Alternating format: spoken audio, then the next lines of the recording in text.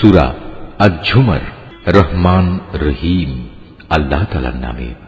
এ মহাগ্রন্থ আল কোরআন পরাক্রমশালী প্রজ্ঞাময় আল্লাহ তাআলার পক্ষ থেকেই এর অবতরণ। আমি কিতাব তোমার কাছে যথার্থভাবে নাজিল করেছি, অতএব নিষ্ঠাবান হয়ে তুমি আল্লাহ তাআলার ইবাদত করো। জেনে রেখো, একনিষ্ঠ ইবাদত আল্লাহ তাআলার জন্যই নিবেদিত হওয়া উচিত। যারা আল্লাহ তাআলার বদলে অন্যদের অভিভাবক হিসেবে গ্রহণ করে তারা বলে, আমরা তো এদের ইবাদত এছাড়া অন্য কোনো কারণে করি না যে এরা আমাদের আল্লাহ তাআলার নিকটবর্তী করে দেয়। কিন্তু তারা যেসব বিষয় নিয়ে মতভেদ করছে, নিশ্চয়ই আল্লাহ তাআলা কিয়ামতের দিন সেই বিষয়ের ফয়সালা করে দেবেন। অবশ্যই আল্লাহ তাআলা এমন লোককে হেদায়েত করেন না যে মিথ্যাবাদী ও অকৃতজ্ঞ। আল্লাহ তাআলা যদি সন্তান গ্রহণ করতেই চাইতেন তাহলে তিনি তার সৃষ্টির মাঝ থেকে যাকে ইচ্ছা তাকেই বাছাই করতে পারতেন। তার সত্তা অনেক পবিত্র। তিনি আল্লাহ তাআলা, তিনি একক ও মহাপরাক্রমশালী। তিনি আসমান ও জমিন সুপরিকল্পিতভাবে সৃষ্টি করেছেন। তিনি রাতকে দিনের উপর বিছিয়ে দেন, আবার দিনকে রাতের উপর লেপ্টে দেন। তিনি সূর্য ও চন্দ্রকে একটি নিয়মের অধীন করে রেখেছেন। এগুলো সবই একটি সুনির্দিষ্ট সময় পর্যন্ত নিজ নিজ কক্ষপথে বিচরণ করতে থাকবে। জেনে রেখো, তিনি পরাক্রমশালী ও পরম ক্ষমাশীল। তিনি তোমাদের সবাইকে আদমের একই সত্তা থেকে পয়দা করেছেন, অতঃপর তিনি সেই সত্তা থেকে তার যুগল বানিয়েছেন এবং তিনি তোমাদের জন্য 8 প্রকার পশুর বিধান অবতীর্ণ করেছেন।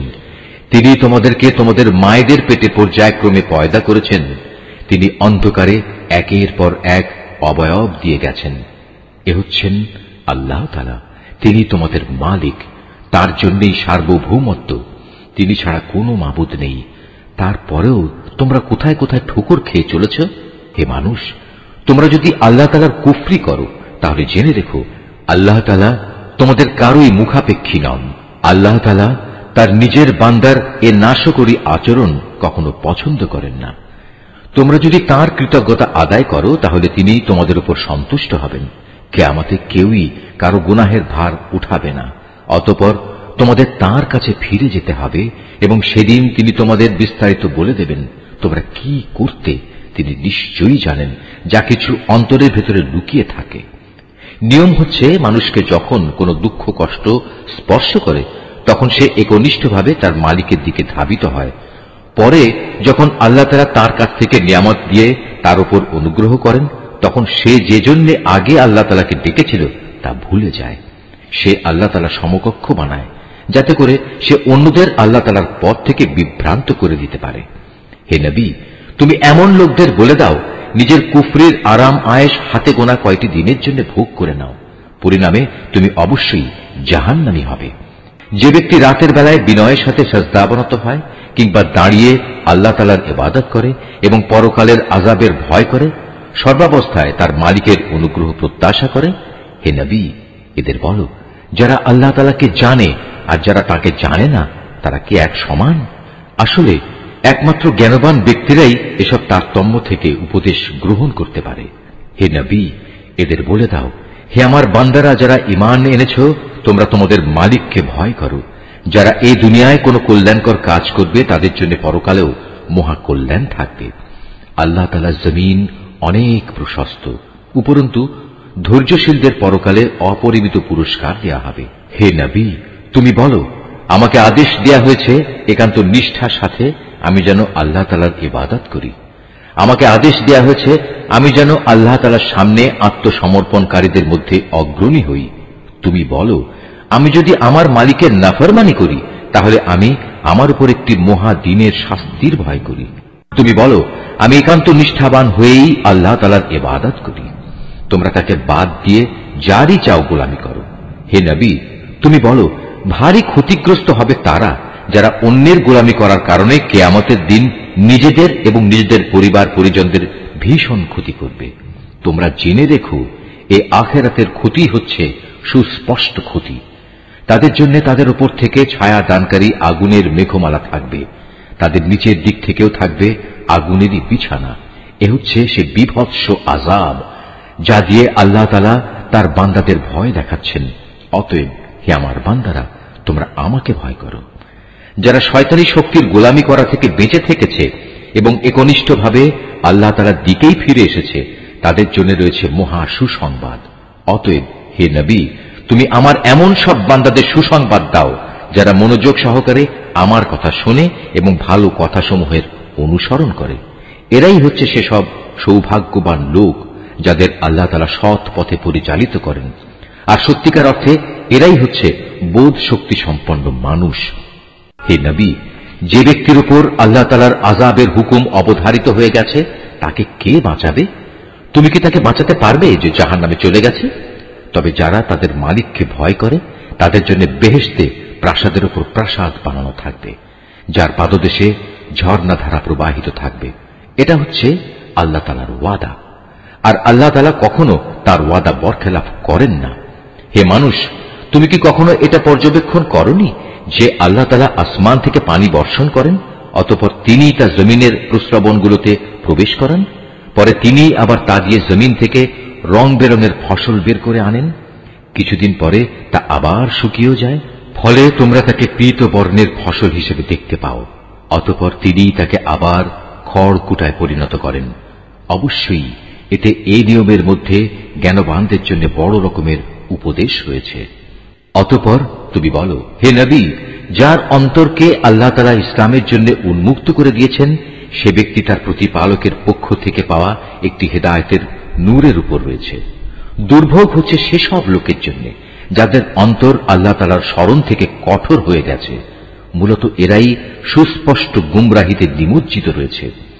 আল্লাহ তাআলা সর্বোৎকৃষ্ট বাণী নাজিল করেছেন, তা এমন উৎকৃষ্ট কিতাব যার প্রতিটি বাণী পরস্পরের সাথে সামঞ্জস্যশীল, অভিন্ন, যেখানে আল্লাহর ওয়াদাগুলো বারবার পেশ করা হয়েছে। যারা তাদের মালিককে ভয় করে, এ কিতাব শোনার ফলে তাদের চামড়া ও শরীর কেঁপে ওঠে, অতঃপর তাদের দেহ ও মন বিগলিত হয়ে আল্লাহ তাআলার স্মরণে ঝুঁকে পড়ে। এ কিতাব হচ্ছে আল্লাহ তাআলার হেদায়েত। এর দ্বারা তিনি যাকে চান তাকে সঠিক পথ দেখান। আল্লাহ তাআলা যাকে গুমরাহ করেন তার আসলেই কোনো পথ প্রদর্শক নেই। যে ব্যক্তি কিয়ামতের দিন তার মুখের দ্বারা কঠিন শাস্তি ঠেকাতে চাইবে, সে কি তার মতো হবে যাকে সে শাস্তি থেকে নিরাপদ রাখা হয়েছে? সেদিন জালেমদের বলা হবে, তোমরা দুনিয়ায় যা কামাই করেছিলে আজ তারই মজা ভোগ করো। তাদের আগের লোকেরাও নবীদের উপর মিথ্যা আরোপ করেছে, আর এমন দিক থেকে আল্লাহ তাআলার আযাব তাদের উপর এসে তাদের গ্রাস করল যে তারা টেরই পায়নি। অতঃপর আল্লাহ তাআলা তাদের দুনিয়ার জীবনে অপমানিত করলেন, তাদের জন্য আখিরাতের আযাব হবে আরো গুরুতর। কত ভালো হতো যদি তারা কথাটা জানত। আমি কোরআনে মানুষদের বোঝানোর জন্য ছোট বড় সব ধরনের উদাহরণই পেশ করেছি, যাতে করে তারা উপদেশ গ্রহণ করতে পারে। এ কোরআন আমি বিশুদ্ধ আরবি ভাষায় নাজিল করেছি, এতে কোনো জটিলতা নেই। এর উদ্দেশ্য যেন তারা আল্লাহ তাআলার নাফরমানি থেকে বাঁচতে পারে। আল্লাহ তাআলা তোমাদের বোঝার জন্য একটি উদাহরণ উপস্থাপন করেছেন। উদাহরণটি হচ্ছে দুজন মানুষের।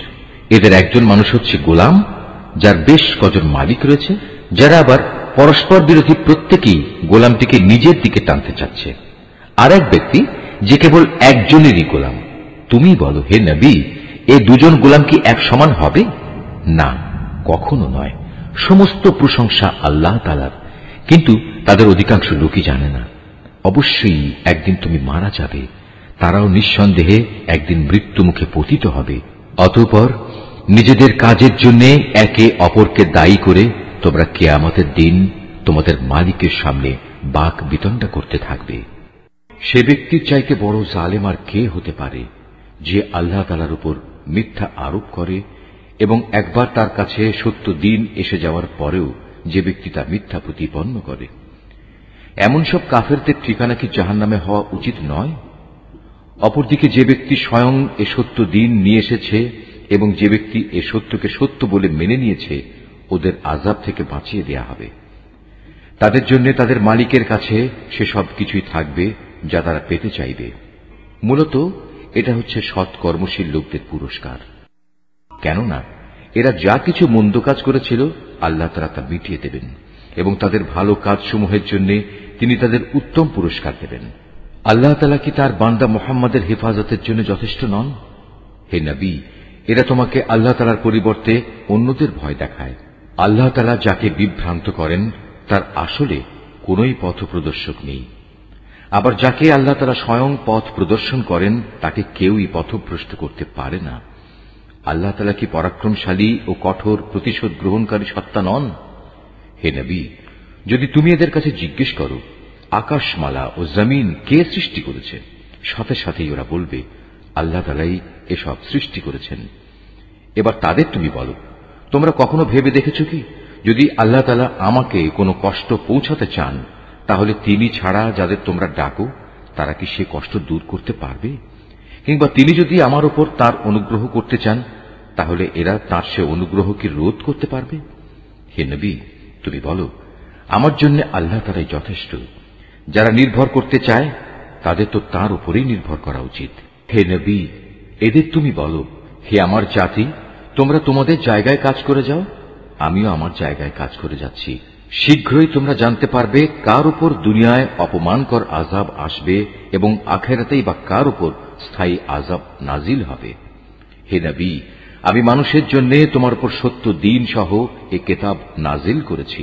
অতঃপর যে কেউ হেদায়েত পেতে চাইবে সে তা করবে একান্ত তার নিজের জন্যই, আর যে ব্যক্তি গোমরাহ হয়ে যায় তার উপর এ গোমরাহির ফল তার নিজের উপরই বর্তাবে। আর তুমি তো তাদের উপর কোন তত্ত্বাবধায়ক নাও।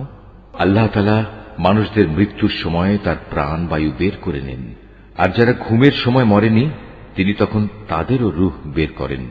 অতঃপর যার উপর তিনি মৃত্যু অবধারিত করেন তার প্রাণ তিনি ছেড়ে না দিয়ে রেখে দেন এবং বাকি রূহদের একটি সুনির্দিষ্ট সময়ের জন্য ছেড়ে দেন। এই গোটা ব্যবস্থাপনার মধ্যে এমন সম্প্রদায়ের জন্য নিদর্শন রয়েছে যারা বিষয়টি নিয়ে চিন্তা ভাবনা করে। তবে কি এরা আল্লাহ তাআলাকে বাদ দিয়ে অন্যদের সুপারিশকারী হিসেবে গ্রহণ করেছে? হে নবী, তুমি এদের বলো, যদিও তোমাদের এসব সুপারিশকারী কোনো কিছুই করার ক্ষমতা রাখে না, না তাদের কোনো জ্ঞান বুদ্ধি আছে। বলো, হে নবী, যাবতীয় সুপারিশ একমাত্র আল্লাহ তাআলার জন্যই। আসমান সমূহ এবং পৃথিবীর সার্বভৌমত্ব একমাত্র আল্লাহ তাআলার জন্য। অতঃপর তোমরা সবাই তাঁর দিকেই ফিরে যাবে। যখন তাদের কাছে এক অদ্বিতীয় আল্লাহ তাআলার কথা বলা হয়, তখন যারা আখিরাতের উপর ঈমান আনে না তাদের অন্তর নিতান্ত সংকুচিত হয়ে পড়ে। অপরদিকে যখন আল্লাহ তাআলার বদলে অন্য দেবতাগুলোর আলোচনা করা হয় তখন তারা আনন্দে উল্লসিত হয়। হে নবী, তুমি বলো, হে আল্লাহ, হে আসমান জমিনের স্রষ্টা, হে দৃশ্যমান ও অদৃশ্যমান সব কিছুর পরিজ্ঞাতা, তুমি তোমার বান্দাদের মাঝে সেসব বিষয়ের ফয়সালা করে দাও যে ব্যাপারে তারা মতবিরোধ করছে। যদি এ জালেমদের কাছে সেসব সম্পদ মজুদ থাকে যা এ পৃথিবীর মাঝে ছড়িয়ে আছে, তার সাথে সমপরিমাণ সম্পদ আরও যদি তার কাছে থাকে, কিয়ামতের দিন আযাবের অনিষ্ট থেকে মুক্তি পেতে তারা সব কিছু বিনা দ্বিধায় দিয়ে দিতে চাইবে। সে সময় আল্লাহ তাআলার কাছ থেকে সে আযাব এসে উপস্থিত হবে যার কল্পনাও তারা করতে পারেনি। এরা যেভাবে আমল করতে থাকবে আস্তে আস্তে সেভাবে তার মন্দ ফলও প্রকাশ পেতে থাকবে। যে আযাবের প্রতি এরা হাসি বিদ্রুপ করত তা তাদের আমলের মতোই তাদের পরিবেষ্টন করে ফেলবে। মানুষদের অবস্থা হচ্ছে, যখন কোনো দুঃখ কষ্ট তাদের স্পর্শ করে তখন সে আমাকে ডাকে, অতঃপর আমি যখন তাকে আমার কাছ থেকে কোন রকম নিয়ামত দান করি তখন সে বলে, এটা তো আমার জ্ঞানের যোগ্যতার উপরে দেয়া হয়েছে। না, আসলে তা নয়, বরং এটা হচ্ছে পরীক্ষা। কিন্তু তাদের অধিকাংশ লোকই জানে না। এদের আগের লোকেরাও অবশ্য এ ধরনের কথাবার্তা বলত, কিন্তু তারা যা কিছু অর্জন করেছে তা তাদের কোনোই কাজে আসেনি। যা কিছু তারা কামাই করেছে তার মন্দ পরিণাম তাদের সামনে আসবেই। এদের মধ্যে যারা জুলুম করে তারাও একদিন তাদের কর্মের মন্দ ফল ভোগ করবে। এরা কখনো আমাকে অক্ষম করে দিতে পারবে না। এরা কি জানে না আল্লাহ তাআলা যাকে চান তার রিজিক বাড়িয়ে দেন এবং যার জন্য চান তার জন্য তা সংকুচিত করে দেন। অবশ্যই এর মাঝে ঈমানদার লোকদের জন্য অনেক নিদর্শন রয়েছে। হে নবী, তুমি তাদের বলো, হে আমার বান্দারা, তোমরা যারা নিজেদের প্রতি জুলুম করেছ তারা আল্লাহ তাআলার রহমত থেকে কখনো নিরাশ হয়ো না। অবশ্যই আল্লাহ তাআলা মানুষের সমুদয় পাপ ক্ষমা করে দেবেন। তিনি ক্ষমাশীল ও পরম দয়ালু। অতএব তোমরা তোমাদের মালিকের দিকে ফিরে এসো এবং তার কাছেই পূর্ণ আত্মসমর্পণ করো তোমাদের উপর আল্লাহ তাআলার আযাব আসার আগেই। কেননা একবার আযাব এসে গেলে অতঃপর তোমাদের আর কোন রকম সাহায্য করা হবে না। তোমাদের অজান্তে তোমাদের উপর অতর্কিতভাবে কোন রকম আযাব নাজিল হবার আগেই তোমাদের কাছে তোমাদের মালিক যে উৎকৃষ্ট গ্রন্থ নাজিল করেছেন তোমরা তার অনুসরণ করো।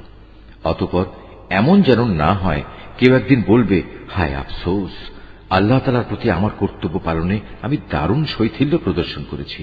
আমি তো মূলত ছিলাম ঠাট্টা বিদ্রুপকারীদেরই একজন। কিংবা একথা কেউ যেন না বলে, যদি আল্লাহ তাআলা আমাকে হেদায়েত দান করতেন তাহলে আমি অবশ্যই পরহেজগারদের দলে শামিল হয়ে যেতাম। অথবা আযাব সামনে দেখে কেউ বলবে, আহা, যদি আমার আবার দুনিয়ায় পাঠিয়ে দেওয়ার নসিবে থাকত তাহলে আমি নেক বান্দাদের দলে শামিল হয়ে যেতাম। আল্লাহ তাআলা বলবেন, হ্যাঁ, আমার আয়াতসমূহ অবশ্যই তোমার কাছে এসে পৌঁছেছিল, কিন্তু তুমি সেগুলোকে মিথ্যা বলেছিলে, তুমি অহংকার করেছিলে, তুমি ছিলে অস্বীকারীদেরই একজন। কিয়ামতের দিন তুমি দেখবে যারা আল্লাহ তাআলার উপর মিথ্যা আরোপ করে তাদের মুখগুলো সব কদাকার বিশ্রী হয়ে গেছে। তুমি কি মনে করো জাহান্নাম এরকম ঔদ্ধত্য পোষণকারীদের ঠিকানা হওয়া উচিত নয়? এর বিপরীত যারা পরহেজগারি করেছে আল্লাহ তাআলা তাদের সাফল্যের সাথে জাহান্নাম থেকে উদ্ধার করবেন। অকল্যাণ কখনো তাদের স্পর্শ করবে না, না তারা কখনো কোনো ব্যাপারে উদ্বিগ্ন হবে। আল্লাহ তাআলাই হচ্ছেন সব কিছুর একক স্রষ্টা, তিনিই হচ্ছেন সব কিছুর উপর নিগাহবান। আসমান সমূহ ও জমিনের মূল চাবিকাঠি তো তাঁরই কাছে। যারা এখন আল্লাহ তাআলার আয়াতসমূহ অস্বীকার করে চলেছে পরিশেষে তারাই হবে ক্ষতিগ্রস্ত। হে নবী, তুমি এদের বলো, হে মূর্খ ব্যক্তিরা, তোমরা কি এর পরেও আমাকে আল্লাহ তাআলা ছাড়া অন্য কারো গোলামি বরণ করে নিতে বলছো?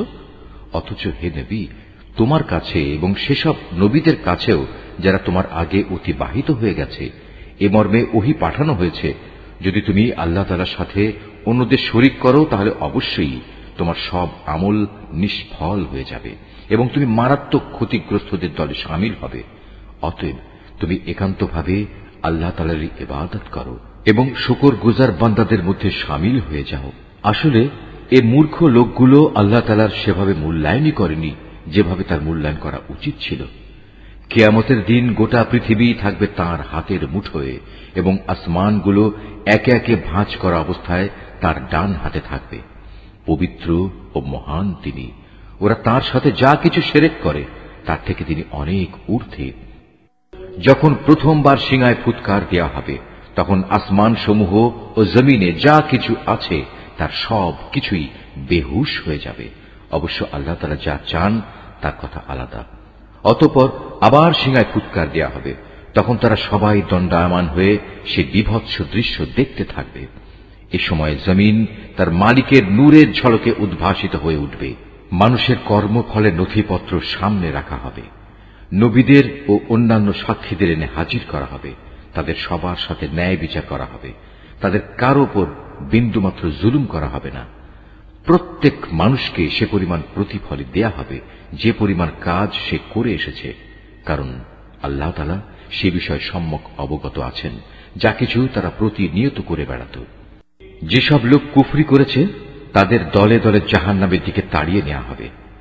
এমনই তাড়া খেয়ে যখন তারা জাহান্নামের কাছে পৌঁছবে তখন সাথে সাথেই তার সদর দরজা খুলে দেয়া হবে এবং তার রক্ষী ফেরেশতারা ওদের বলবে, তোমাদের কাছে কি তোমাদের মধ্যে থেকে কোনো রসুল আসেনি যারা তোমাদের কাছে তোমাদের মালিকের কিতাবের আয়াতসমূহ তেলাওয়াত করত এবং তোমাদের এমনই একটি দিনের সাক্ষাৎ সম্বন্ধে সতর্ক করে দিত?